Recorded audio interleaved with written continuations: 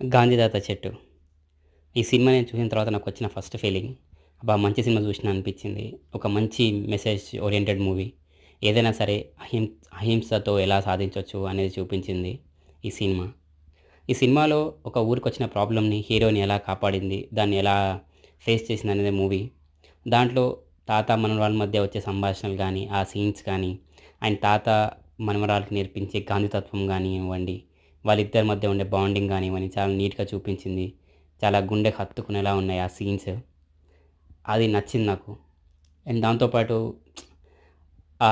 మన క్యారెక్టర్ ఉంటది. చెట్టు గురించి గానీ, ప్రకృతి గురించి గానీ, ఆ ఊరి గురించి గానీ చెప్పే గొప్పతనం, దాన్ని అమ్ముకుంటే మనం ఎలాంటి ప్రాబ్లమ్స్ ఫేస్ చేస్తాం అనే కొన్ని డైలాగ్స్ ఉన్నాయి. చాలా బాగా అనిపించింది. ఓ డైలాగ్ ఉంది. ఇంగ్లీష్ మాట్లాడితే గొప్పోళ్ళం కాము. మనం అనుకున్న దాని మీద నిలబడి కష్టపడితే గొప్పోళ్ళం అయితామని. అది చాలా బాగా నచ్చింది డైలాగు. సినిమా చూడండి వీకెండ్ ఫ్రీగా ఉంటే బాగుంది. నచ్చుతుంది.